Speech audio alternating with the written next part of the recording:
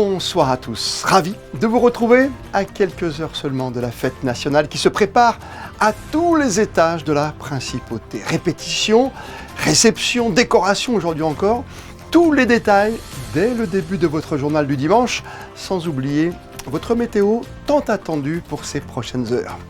Et à l'occasion des célébrations liées au débarquement de 1944 et à l'amitié franco-monégasque symbolisée par l'invitation faite à la garde républicaine cette année, nous recevrons ce soir le président du comité d'honneur pour le devoir de mémoire, Herbert Traud, né d'une famille juive à Vienne à l'été 1924, qui a traversé un siècle de la grande histoire et n'a de cesse à 100 ans aujourd'hui de dénoncer encore et toujours la barbarie. Dans l'actualité culturelle, toujours très dense en principauté, on parlera théâtre, littérature et cinéma, avec une très belle rencontre ce dimanche en plein cœur du détonnant salon pop culture Comic-Con avec le comédien Scott Eastwood, réalisateur à 16h comme le grand Clint, son père. Scott Eastwood qui, vous allez l'entendre dans un instant, est tout heureux de retrouver Monaco. Avant-dernière journée de répétition à 48 heures de la fête du Prince. Et ce matin, c'était au tour du grand défilé militaire de prendre ses marques. La garde républicaine, invitée d'honneur des célébrations du 19 novembre, défilera, vous le savez, devant le palais avec notamment 12 chevaux de la cavalerie de la garde républicaine. Arrivés à Nice hier, ils ont pris leur quartier à Monaco ce matin. Reportage, Olivier Bonello et Émilie Flamin. Elle n'avait pas foulé les rues de Monaco depuis 128 ans. La cavalerie de la garde républicaine tricolore participe cette année à la fête nationale. Arrivés tôt ce dimanche matin depuis le club hippique de Nice, 12 cavaliers et leurs montures ont défilé jusqu'au Palais Princier pour une répétition générale. La répétition s'est bien passée, les chevaux étaient calmes et sereins, ils ont découvert un nouvel environnement de travail et tout s'est passé en confiance et dans le calme. Aujourd'hui, nous avons 12 chevaux sur l'événement. Les 6 premiers sont effectivement des chevaux de la fanfare de cavalerie avec à leur tête le trompette-major et nous avons donc 4 trompettes et 2 timbaliers et 6 des 2e et 3e escadrons du régiment de cavalerie. Mais ce n'est pas tout, puisque défileront également une section du 1er régiment d'infanterie, une brigade motorisée et des chanteurs du chœur de l'armée française. C'est une préparation d'abord logistique et ensuite opérationnelle, qui a débuté il y a de nombreux mois. Préparation logistique tout d'abord, pour faire descendre en principauté des chevaux, des hommes, de tout type d'unités, puisque nous avons des motards, des fantassins, des cavaliers. Et préparation opérationnelle avant de partir et par les répétitions auxquelles nous assistons aujourd'hui, de manière à être conforme au programme et à présenter au prince ce qui est attendu de nous aux côtés de nos camarades carabiniers. Dernière répétition demain matin, avant le jour J, durant le grand défilé de la fête nationale. Et dans la foulée, la garde républicaine était conviée à déjeuner ce midi au Yacht Club de Monaco. Voilà pour les coulisses autour de la venue en principauté de la garde républicaine que nous retrouverons mardi matin, place du Palais Princier, devant nos caméras. Soyez au rendez-vous, des festivités à suivre, je vous le rappelle, sur Monaco Info et sur nos réseaux, avec toutes nos équipes mobilisées pour l'événement à partir de 9h30 ce 19 novembre, avec un plus cette année, pour tous ceux qui ne peuvent pas nous voir, vous pourrez aussi nous écouter à la radio, sur Radio Monaco, dès 10h30. Nouvelle remise de médailles ce dimanche au Stade Louis II, avec celle, vous l'aurez compris, dédiée cette fois à l'éducation physique et au sport, en présence cet après-midi du couple princier. Frédéric Elion. Monaco est une terre de sport où des valeurs essentielles comme le fair-play, le dépassement de soi ou l'inclusion occupent une place importante au sein de la communauté. Ce dimanche après-midi, le prince Albert II et la princesse Charlène ont honoré au Stade Louis II des athlètes, dirigeants, arbitres ou bénévoles à l'occasion de la traditionnelle remise des médailles de l'éducation physique et des sports. C'est une fierté pour moi par rapport à mes années sportives que j'ai pu faire au sein de la principauté. Et puis, c'est une continuité dans mon implication dans la vie de tous les jours dans le sport. J'ai connu le sport, on va dire, avec le dossard pour Monaco, surtout dans le cyclisme. Et maintenant, oui, effectivement, je suis passé de l'autre côté depuis 2020, où je suis devenu président de l'Union cycliste de Monaco. Donc, je m'implique un peu plus en dehors du vélo que sur le vélo. Je suis fier de recevoir cette médaille. C'est un honneur de le recevoir pour un carabinier. Et, le résultat d'un travail qui a été énorme pendant des années. Et donc ça fait plaisir de recevoir ça de la main du prince. Près de 50 médailles de vermeil, d'argent et de bronze ont été décernées ce dimanche après-midi. Félicitations à 2 récipiendaires que vous avez l'habitude de voir sur Monaco Info. Madame Émilie Rousseau, responsable communication à la Fédération monégasque de rugby. Monsieur Fabien Bonilla, président du Skating Club of Monaco. Décorés de la médaille de bronze, respectivement pour leur engagement au sein de la Fédération monégasque de rugby et du Skating Club of Monaco. Et on va rester dans le domaine des médailles pour l'histoire. Né en juillet 1924 à Vienne, Herbert Raub, rescapé de la Shoah, résistant, légionnaire, soldat de la Libération, est venu fêter hier soir ses 100 ans autour de ses amis du comité du devoir de mémoire au Théâtre des Variétés. Un siècle de combat et de prise de parole, officier de la Légion d'honneur en France cet été, chez lui à Menton, il continue sans relâche d'évoquer les chemins qui mènent à la barbarie. Comme ce soir, où vous prenez le temps de vous arrêter quelques instants face à nous. Bonsoir Herbert Raub, et surtout merci de nous rejoindre. Bonsoir. Quel honneur de vous avoir, vous qui avez reçu il y a quelques instants l'ordre des Grimaldi des mains du prince aujourd'hui. C'est tout un honneur et c'est une fierté de vous avoir avec nous aujourd'hui. Vous avez 100 ans et vous avez été fêté hier soir comme il se doit à Monaco. Ça vous fait plaisir de toujours revisiter quand même cette histoire qui est terrible pour vous ? C'est une histoire qui est forcément gravée dans ma tête depuis toujours, mais vous pensez bien que je ne passe pas ma vie à y penser. C'est normal, j'ai une vie normale, mais tout ce que j'ai vécu, j'en parle devant des élèves, j'en parle devant des adultes, non pas tellement pour raconter ce qui m'est arrivé, mais pour essayer de faire comprendre aux gens comment cela a pu arriver et qu'est-ce qu'il faut faire pour que cela ne se reproduise plus. C'est ça ma mission actuelle. C'est votre mission de devoir, comme cette association qui vous honore, parce que vous avez 100 ans cette année, vous qui êtes né en 1924 en Autriche. Exactement. Destin français, incroyable destin français, en tout cas d'un indésirable. On a même fait un film de votre histoire qui est sorti l'an dernier. Tout à fait. Vous avez débarqué en Provence en 1944, c'est rythmé au fil des années, et vous n'en finissez pas de raconter cette histoire qui aujourd'hui a des répercussions partout dans le monde, on sait aujourd'hui malheureusement avec tout ce qui se passe. Justement, c'est ça. C'est parce qu'on a le sentiment qu'il y a des tendances à ce que ça puisse recommencer. Il y a des tendances de ça, on l'entend tout le temps, qui font que des gens comme moi, nous intervenons, nous essayons d'intervenir et nous essayons de parler justement pour que cela ne se reproduise pas, en expliquant comment cela a pu arriver, comment une nation d'élite comme l'Allemagne dans les années 30 a pu glisser dans le nazisme uniquement par des mots de haine, par des disqualifications de l'autre, par des mensonges, etc., etc. Et on a un peu l'impression que cela peut se reproduire aujourd'hui, aussi bien en France qu'ailleurs. C'est peut-être un peu exagéré ce que je dis, mais c'est un peu le sentiment que j'ai. Je suis né optimiste. J'ai toujours été optimiste, sinon je n'aurais pas survécu.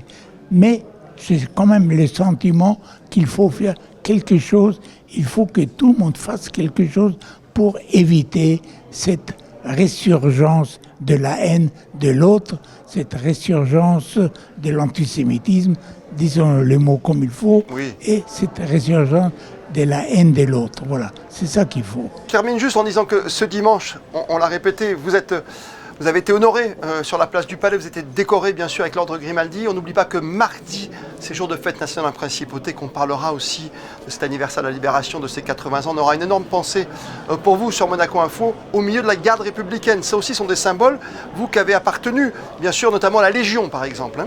Tout à fait. Ça c'est une grande fierté pour moi d'avoir pu servir pendant toute la guerre. J'ai fait 5 ans de Légion, 5 ans de guerre. J'ai participé à des combats, j'ai participé à des campagnes, j'ai participé pendant 5 ans de vie de légionnaire, chose que très peu de gens vivant aujourd'hui encore peuvent lui dire la même chose. Voilà, c'est un peu ça. Et la présence du général commandant la Légion étrangère, qui est donc venu pour m'accompagner pour mes 100 ans, c'est pour moi quelque chose d'incroyablement, une fierté incroyable pour moi. Vous êtes une formidable leçon de vie, de résilience bien sûr et de résistance. Vous qui êtes né juif autrichien en 1924 à Vienne et qui 100 ans après avait encore la force, le mental de décrire tout ce qui s'est passé et de raconter à tous les jeunes que plus jamais ça. Et vous l'avez si bien fait ce soir qu'on est tout ému bien sûr sur Monaco Info. Merci mille fois d'avoir pris du temps pour nous et bel anniversaire encore avec vos amis du Devoir de Mémoire. Merci beaucoup. Merci mille fois d'avoir été avec nous. Merci bien. Et cet entretien, ce Devoir de Mémoire est à retrouver en replay sur nos réseaux comme sur notre site Monaco Info quand vous le souhaitez. Le tout premier Comic-Con a déroulé ses nouveautés au Grimaldi Forum tout au long de ce week-end. Festival de pop culture, haut en couleur avec ses cosplays, vous savez, ces déguisements si caractéristiques, ses conférences et des rencontres aussi avec des artistes passionnés comme l'acteur Scott Eastwood, comédien et réalisateur comme son père Clint, que l'on a pu découvrir lui dans Grand Torino justement, Fury ou encore Fast and Furious. Il a bien voulu s'arrêter quelques instants cette fois aujourd'hui devant nos caméras et notre réalisatrice préférée, Geneviève Berti. I'll tell you a little secret. This isn't my first time here. It's too bad because I'm watching some of my buddies who are coming here for the first time and they're in awe and it's very beautiful. I've been here quite a few times. I've been throughout this region. I actually shot a movie in France, in Antibes and Marseille and Nice, and so I was here quite a bit. I came for the Grand Prix, I did stuff. It's out of a storybook. It's, the French Riviera, it's amazing. What's your best memory of Monaco? I think it was when I was shooting a movie down here. I was shooting it all in the south of France. I got to spend 2.5 months down here, really kind of live here and, enjoy the European, the French Riviera way of life. That made me, I was like, oh wow, this place is very romantic. Do you have a personage or a character in mind that you would prefer? In the DC universe? DC? Yeah. I'm a pretty big Batman fan. Iron Man is cool. I do like Iron Man. He's pretty sharp. But I like Batman because he's got his foot a little bit more in an underbelly world and a little bit more in this elitist world. The dichotomy between the two I find very interesting. So you were talking about going back to your set, and because you're making a movie right now, are you in front of the camera or behind the camera? No, I'm in front of it this time. I just got done I was in front of the camera too, but I was producing. But yeah, this one I'm just acting in it. Yeah. Well, acting is some kind of family business, no? It is. Yeah, it is. It is. Apparently, yes. Yeah. No, it's cool. We're doing this really cool World War II one-man survival story behind enemy lines. It's called Lucky Strike. I'm really excited about it. It's a very cool film based on a true story. So I always like films that are based on true stories. I find them more interesting. Would it mean that you would be away from home for a long time, or? Yeah. I mean, that's part of the job is kind of being in the circus. 6 mois après la parution de leur livre « Monaco et la mer », Denis Allemand et Philippe Mondiali ont présenté cette semaine à la bibliothèque Louis Notari leur tout dernier ouvrage sur le lien étroit que Monaco partage avec la mer Méditerranée. Gaëtan Lebrun, Julien Laugier étaient eux aussi sur place.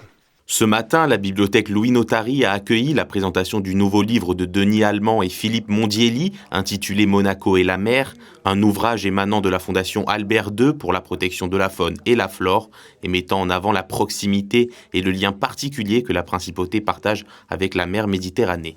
C'est un livre pour justement voir la mer de Monaco peut-être autrement, d'une manière différente que celle qu'on a l'habitude de voir, peut-être avec certaines anecdotes, certains aspects moins connus du plus grand nombre.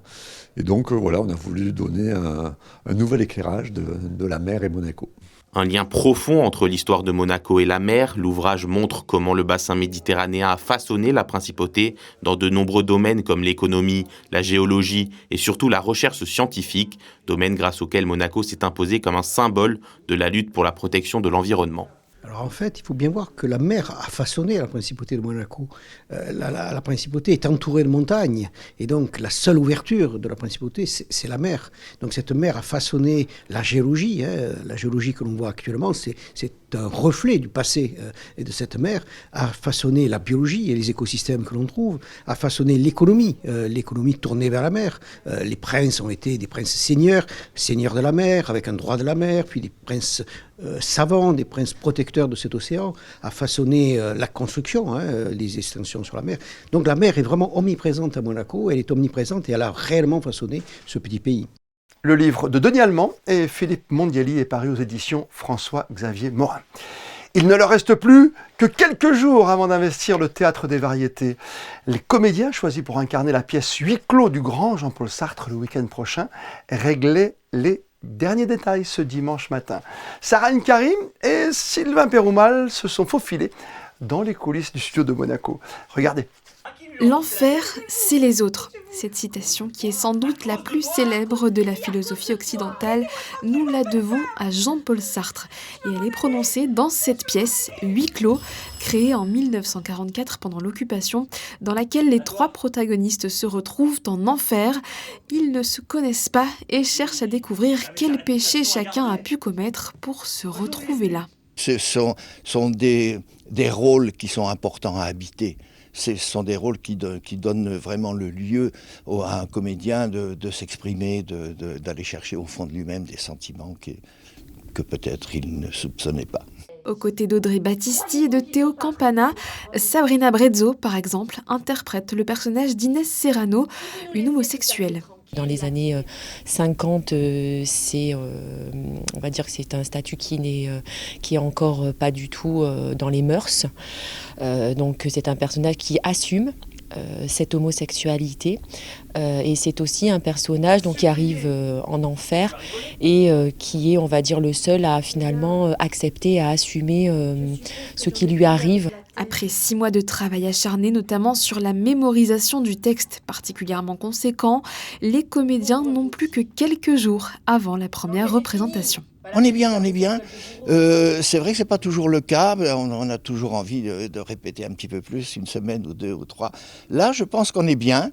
Ils sont vraiment dans les personnages. Ils m'ont étonné. En plus, ce sont des comédiens pour la plupart débutants. Et donc, c'est une gageure pour eux. Et vraiment, ils s'en tirent à merveille. Ça va être un bon spectacle.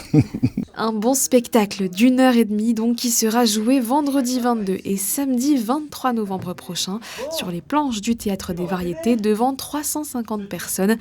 En attendant, les répétitions se poursuivent sous l'œil attentif du metteur en scène. Et si ce reportage vous a donné envie d'en voir un peu plus, rendez-vous sans plus tarder sur le site studiodemonaco.mc pour les réservations. La toute dernière conférence liée à l'exposition Lascaux Monaco au musée d'anthropologie préhistorique de Monaco, ce sera jeudi à 18h et on s'intéressera cette fois au mobilier de cette période avec Catherine Cretin, conservatrice en chef du patrimoine.